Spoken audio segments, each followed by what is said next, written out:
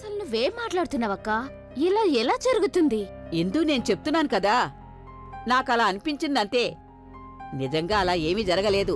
ఆ అమ్మాయి వేరే ఎవరో ఇందు. కానీ ఒక విషయం చెప్పగలను, ఆ ఒక్క నిమిషానికి మాత్రం నాకైతే ఊపిరాగిపోయింది. కానీ తను ప్రజ్ఞ కాదు కదా? నీ ఊపిరి తిరిగొచ్చేసిందా? నువ్విదంతా జోక్ అనుకుంటున్నావా? నేను జోక్ అనుకోవడం లేదు, కానీ నువ్వు దీన్ని జోక్ అనుకుంటున్నావు.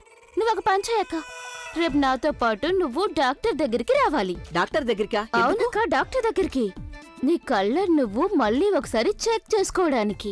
లేకపోతే ప్రతి అమ్మాయిలోనే నీకు ప్రజ్ఞ కనిపిస్తుంది. ఏదో ఒక రోజు నీ కళ్ళర్ నువ్వే నమ్మలేకుండా అయిపోతుంది. నేనేమైనా నీకు ప్రతిరోజు ఇలాగే చెప్తున్నానా ప్రెగ్నెంట్ చూశాను అని? నాకే అమ్మాయిని చూసినా ప్రెగ్నెంట్లాగా కనిపిస్తుంది అనుకుంటున్నావా?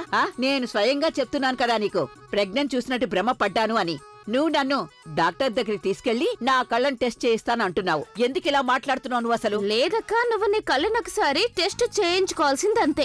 ఏది ఏవైనా సరే, ప్రతి క్షణం నీ మైండ్ లో ప్రజ్ఞ గురించి ఆలోచన తిరుగుతూ ఉంటాయి. అందుకనే నువ్వు మాట మాటికి నా ముందు ప్రజ్ఞ గురించి మాట్లాడుతుంటావు, ప్రజ్ఞ ప్రజ్ఞ అంటూ.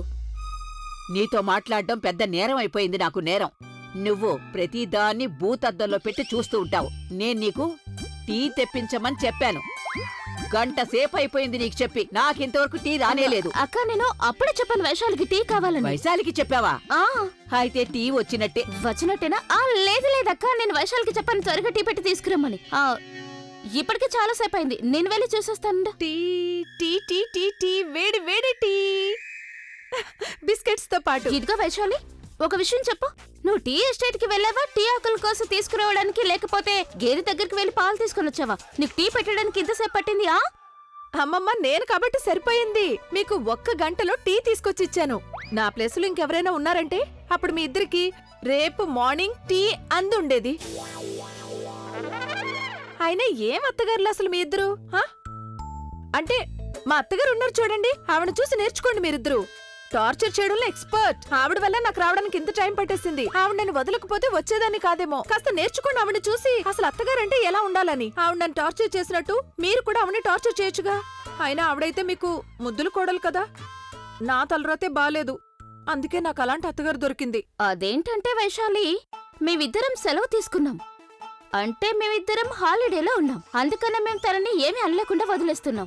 ఇప్పుడు తను నేను టార్చర్ చేసినా లేక ఏం చేసినా సరే మాకేంటి, మేము ఎవరిని ఏమీ అనాలనుకోవడం లేదు.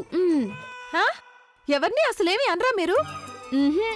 ఒకవేళ నేను ఆవిడికి తిరిగి జవాబిచ్చానంటే గనక మీరు అప్పుడు నన్నేమీ అనరా? అరే లేదు వైశాలి, మేమిద్దరం అసలు ఏమీ మాట్లాడం. ఎవరు కొట్టుకున్నా మాట్లాడం. ఆశ్చర్యంగా ఉంది దేవుడా. అయితే ఈ విషయం గురించి నాకు ముందే తెలిస్తే ఎంత బాగుండేది. ఇప్పుడు చూడండి నేనేం చేయబోతున్నానో. ఆవిడ నాకు అత్తగారు, అలాగే మీరిద్దరు ఆవిడకి అత్తగారు. మీరిద్దరు ఇప్పుడు సెలవులో ఉన్నారు కదా, అలాగే మా అత్తగారు అంటే మీ కోడలు కూడా సెలవులో ఉండాల్సిందే కదా అమ్మమ్మా. ఇప్పుడు నేను ఆవిడ విషయంలో ఏదైతే చేయబోతున్నానో మీరిద్దరు కూడా చూస్తూ ఉండండి అంతే.